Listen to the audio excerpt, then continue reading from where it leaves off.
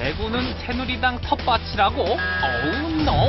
지난 총선 민주당 김부겸은 대구에서 40% 민심을 잡아내 아름다운 패배를 맛보았다. 멋져! 지역주의 타파 정치 혁신의 이 남자 김부겸. 그가 문재인 대선 캠프 공동 선대위원장으로 돌아왔다. 우와! 민주화운동 열사로 수복을 반복했던 김부겸 위원장은 이제 민주당을 승리로 이끌 선봉장에 섰다. 노무현 전 대통령을 정치 스승으로 여겼고 문재인을 등에 업은 김부겸. 삼자부도는 국민의 큰 죄, 단일화가 불가피하다를 외치는 문재인 대선 캠프 김부겸 공동선대위원장 만나보자. 네, 김부겸 문재인 공동선대위원장 함께 자리했습니다. 안녕하십니까? 네, 안녕하십니까? 네. 여기 나오신다고 또 혼나시는 거 아니에요? 또 네? 해도남마에 좀 이렇게 민주당에서 이 시간을 좀 적극적으로 또 선거운동에 활용하는 것도 방법이 있을 텐데. 뭐 그런저런 생각 때문에 뭐 저는 나왔습니다. 그죠? 예. 뭐 제가 여기서 뭐 민주당이라 그래서 더 공격하고 이러는 거 아니고요. 그죠? 예, 뭐 언론인들의 기본 양식은 다 있다고 그럼요. 했습니다. 예. 아이, 제가 청와대 김대중 대통령 때 노무현 대통령 청와대 출입기자라서 네. 예, 제가 답답해서 드리는 말씀이에요. 네. 돌아가시면 나오시라고 하세요. 적극적으로. 제가 발언 기회를 그냥 다 드리지. 저 깐족되지 않습니다. 네. 예. 송호창 민주당 의원이 이제 안철수 캠프로 가지 않았습니까? 네. 예, 어떻습니까? 좀 속이 조금은 상하실 것 같아요. 그래서 뭐 워낙 그 송원창 의원과 안 후보 또 안 후보 캠프 분들하고 그런 개인적인 인연이 있다고는 알고 있었습니다. 네. 그러나 정치는 상당히 공적 영역입니다. 네. 특별히 또 국회의원은 더 그런 점에서 엄격한 잣대가 필요하거든요. 네. 그런 점에서 뭐 송 의원이 고민이 있었겠지만 이게 정치의 영역에서 이렇게 가볍게 처신하는 거 아닙니다. 네. 아무리 국민들이 저희들 손가락질 하더라도 네. 여기는 여기 나름대로 지켜야 될 검도라는 게 있거든요. 네. 또 이렇게 되면 정말로 송 의원이 돕고자 했던 그 안철수 후보의 정치 쇄신의 내용과 배치되는 거 아니냐 이렇게 국민들이 볼 것 같습니다. 네. 다만 워낙 안 후보나 저희들이나 어떻게 이 바라보는 지향점이 거의 같다고 보기 때문에 이 문제는 제가 이 정도 말씀드리겠습니다. 그렇죠. 지역 구민의 의사를 존중해 줄 필요가 있죠. 어쨌든 불과 한 너댓 달 전에 네. 그 민주당의 이름으로 출마하셨고 그것도 특히 민주당에서 이 지역을 전략 공천을 했거든요. 네. 여러 복잡한 거 다 정리하고 네. 그렇게 했던 후보로서 쉽게 처신한 게 아니냐라는 그런 비판이 있을 겁니다. 네. 자, 한강옥 또 고문 이야기 좀 들어볼까요? 한강옥 고문이 그 이전에 탈당을 하신 거죠? 탈당할 때. 탈당은 지난 총선 네. 때 탈당하셨습니다. 그래도 가슴은 좀 아프실 것 같아요, 그쪽에서. 그렇죠. 뭐 좋든 싫든 그분은 저희 그 민주당으로 대표되는 이 야당 정치 세력의 뭐 적자 중에 한 분이었고 네. 특히 김대중 대통령을 모시고 대통령 비서실장이라는 중책을 맡아서 국가 운영의 한 축을 감당했던 분이셔서 네. 저희들한테는 참 여러 가지로 참 가슴이 아픕니다. 특별히 지난 총선 때 이제 이분한테 공천을 못 드린 것 그것이 아마 가장 화가 나신 이유가 된 것 같은데요. 네. 그런 점은 저희들이 참 안타깝지만 그렇다고 참 저희들의 그런 훌륭한 어떤 이미지를 갖고 있던 선배님들이 이런 대선판에서 이렇게 움직인 데 대해서는 안타깝습니다. 너무 홀대하지 않았나 이런 생각들이 있어요. 구 동교동계에 대해서. 김경주 의원도 그렇고 한 20, 30명 다 갈 거라는 거 아니겠습니까? 근데 어떻습니까? 참 국민은 정치 쇄신이라고 뭔가 어떤 새로운 가능성, 새로운 인물을 기대하고 있는데 그분들한테 우리들은 다 많은 빚을 졌습니다만 그렇다고 언제까지나 또 그 선배님들 중심으로 이 무대가 꾸며질 수는 없는 거거든요. 네. 거기서 아마 좀 섭섭함이 있다 하시더라도 참아주고 후배들에게 어떤 일할 기회를 주시는 게 또 그랬더라면 더 좋았을 거 아닌가. 네. 그런 아쉬움이 있습니다. 네.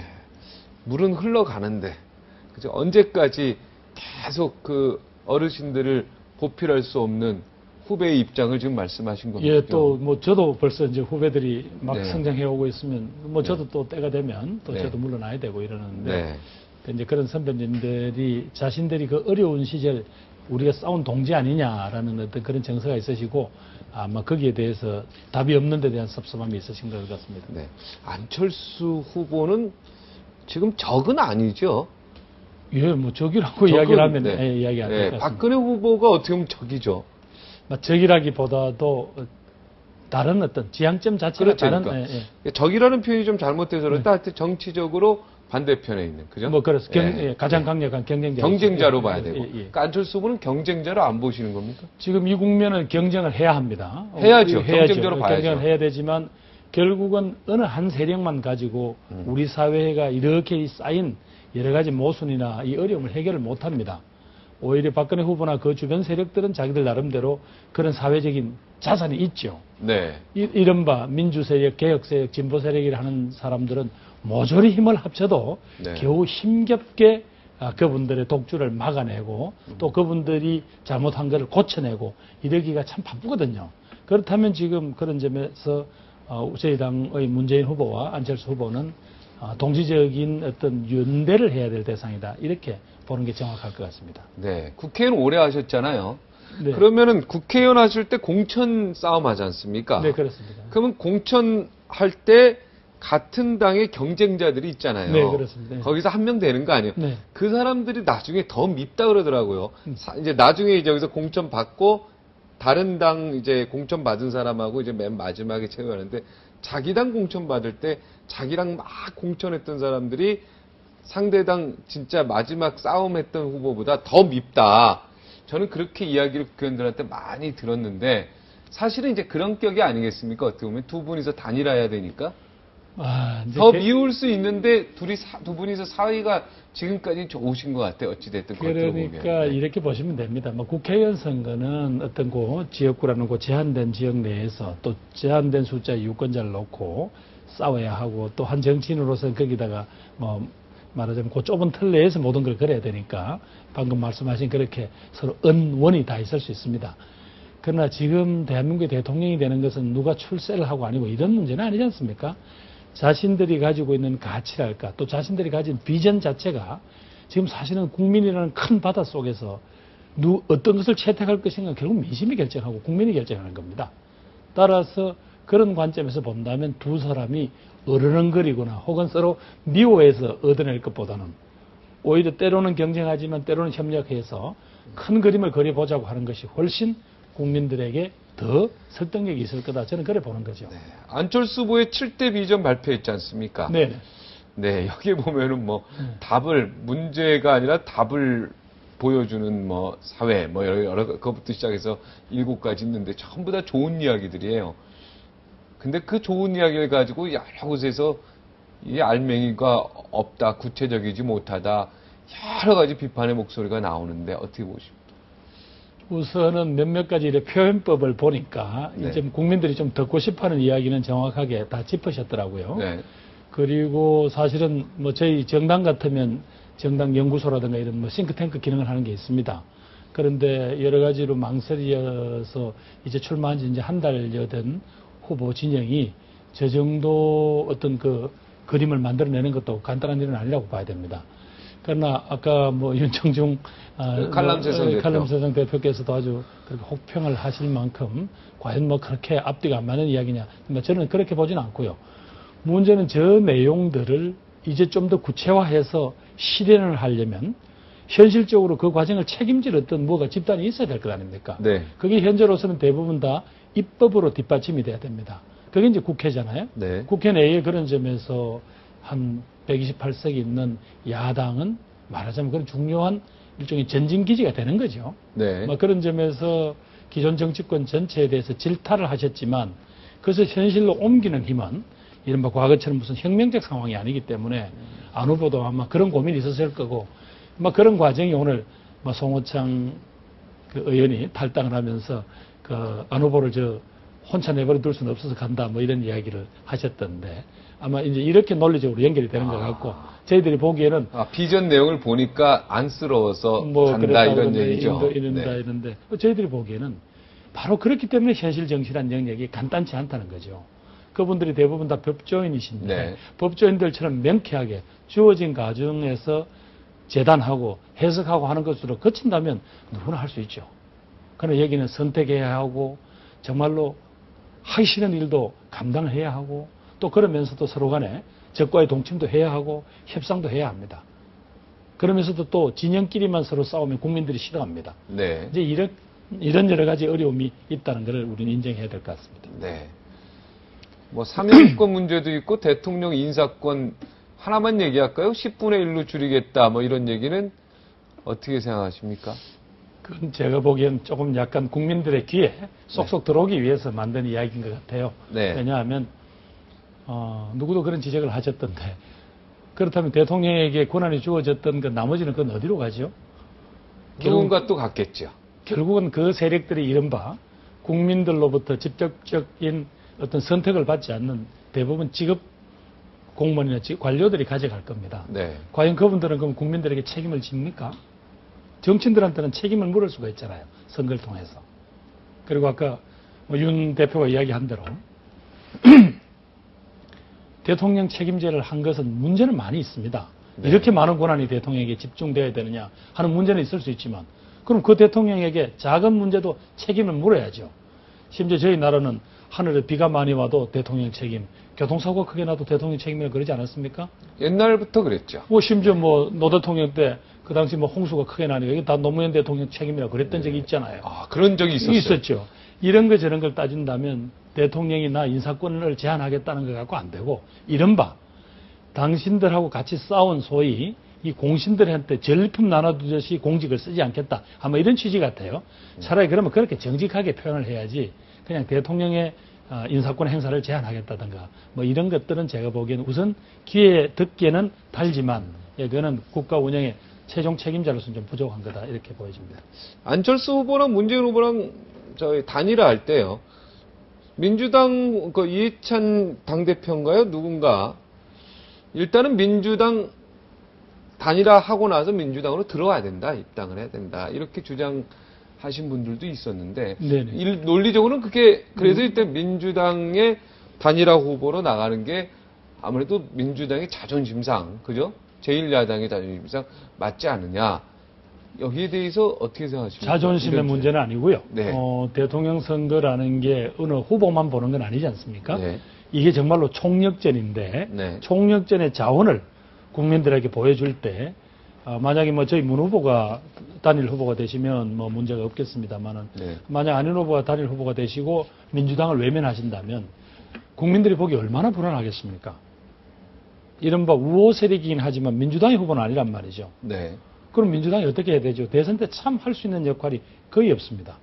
그러면 저렇게 막강한 범보수의 상징적이고 실질적인 대표주자인 박근혜 후보하고 필기단마인 무소속의 안철수 후보가 국민들의 변화 열망만 믿고 그 싸움이 제대로 되겠는가?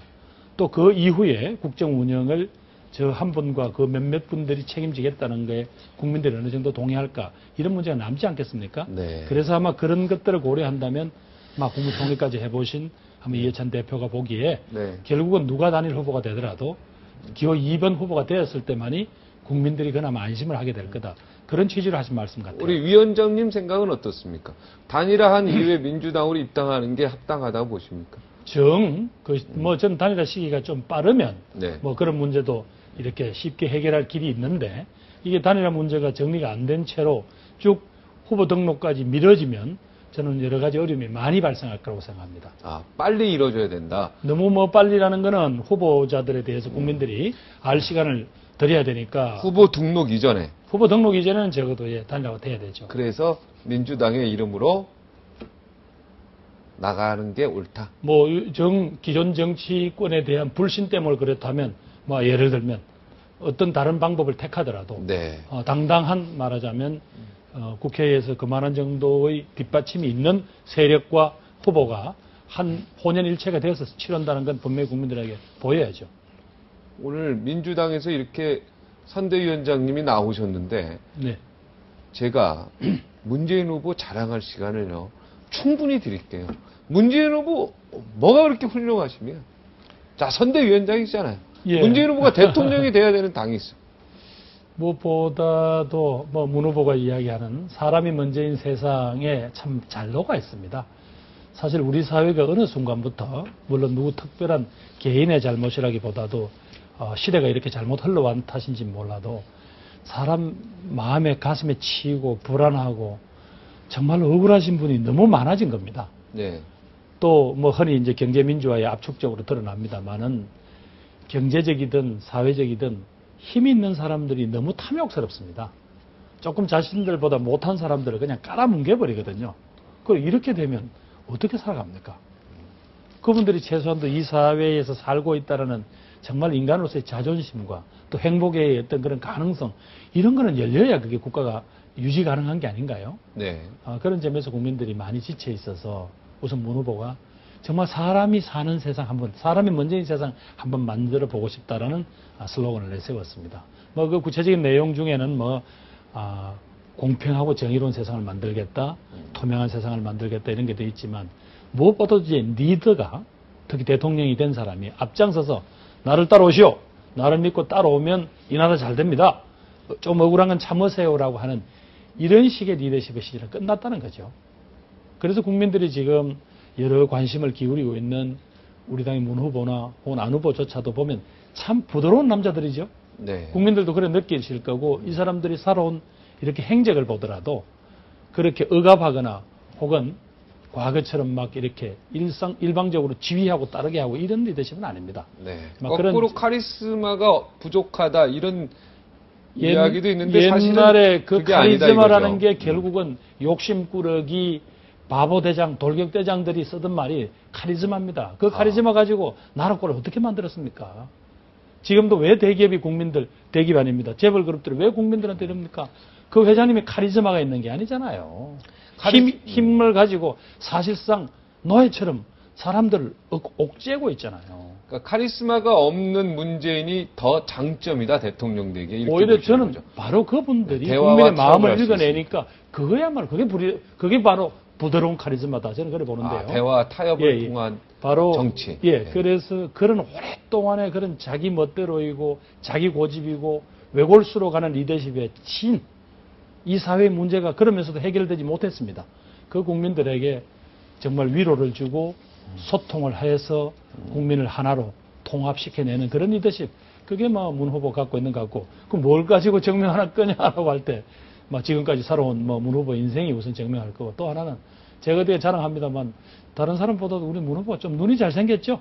눈이요? 예, 눈이 이렇게 쳐다보시면. 부리부리하죠, 눈이. 네. 그거보다는 좀 어떤 그 진정성이 느껴진다고 이야기들 합니다. 네. 네. 저도 출입기자 할 때 비서실장 하셨어요. 문재인. 네, 잘 압니다. 네, 되게 정직하고, 네, 청빈한 분이죠. 많은 분들이 그 당시, 노무현 청와대가 여러 가지로 어떤 부분에 대해서는 지나치게 또 어떤 부분에 대해서는 외면하는 이런 부분에 대해서 그나마 어떻게 빠진 부분 이렇게 챙겨내고 또 과도한 부분 적당히 당겨서 그 노무현 정부를 그나마 끌고 간 게 문재인 실장이다 이런 이야기 하시잖아요. 그런 것들이 웅변이 되겠네요. 저분이 대통령 후보로 나올 줄은 정말 꿈에도 몰랐습니다. 본인도 그렇게 이야기하죠. 본인도 얘기합니까?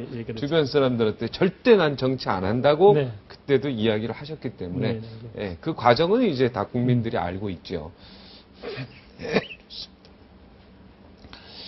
박근혜 후보 측은 지금 난리 아닙니까? 지금 네 캠프 쪽 박근혜만 빼고 다 물러나라, 친박계 물러나라. 이쪽도 이해찬 당대표나 박지원 원내대표나 이쪽 어차피 이박 단업이나 문재인 만들 때 했던 사람들 전부 다 물러나라 이런 이야기도 들렸던 것 같은데요. 이 부분 당내 정치 개혁이나 이런 부분에 대해서는 어떤 개인적인 의견이 그래서 저희 이제 민주당이 국민에게 불신을 받은 책임이 딱 두 사람에게 있다. 이건 좀 지나친 것 같습니다. 다만 경선 과정에서 좀 매끄럽게 경쟁 후보들을 설득하고 하는 이런 과정이 또 경선 관리 자체가 좀 국민들한테 좀 불신을 자초한 측면이 있습니다. 그런 것 때문에 이해찬 당대표, 박지원 원내대표 여러 가지 타겟이 됐던 건 사실입니다. 그러나 지금 선거 70일 남은 후보, 그것도 당에 사실상 기반이 거의 없지 않습니까? 그 후보가 와서 정치 쇄신을 바라는 국민 목소리를 외면할 수는 없고, 그래서 아마 고심 끝에 한 게 의뢰하던 당대표가 선거대책위원장을 맡던 그런 구조로는 국민들에게 화답할 수가 없는 정치쇄신을 바라는 국민들이 화답할 수 없다고 판단한 것 같아요. 네. 그래서 아마 그분들은 말하자면 그분들의 경륜이나 여러 가지 지혜를 들려줄 수 있는 고위전략회의라는 쪽으로 모시고 네. 그다음에 이제 저희 수준 뭐 또 저보다 더 젊은 분들한테 한 10여 명한테 집단적으로 고민을 해서 실무진. 예. 뭐 실무진이라고 하면 그건 제가 너무 또 좀 네. 자괴스럽고요. 각 분야의 대표들로 구성을 했습니다만은 상대적으로 젊은 세대들한테 한번 이 선거를 맡겨보자 이렇게 결정한 것 같습니다.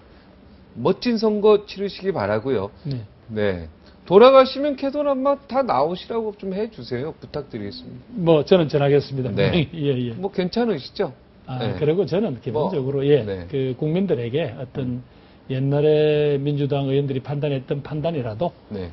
또 국민들에게 여러 가지로 그 문제에 대해서 수정을 요구하면 수정을 요구하는 대로 또 수정을 할 필요가 없다고 생각하면 본인들이 판단할 문제가 아닌가 그렇게 생각합니다. 보수 국민도 국민이고 진보 국민도 국민입니다. 예, 분명한 것은 이번 대선을 거치면서 국민들이 바로 그런 작은 틀 속에서 이 문제를 보지 않도록 국민도 그러시겠지만 후보자들도 그렇게 노력을 해야 된다고 보고요. 네. 아마 문 후보도 뭐 그 점에서 어긋나지 않을 겁니다. 네. 그렇다고 캐도남마가 보수 방송이라는 건 아닙니다.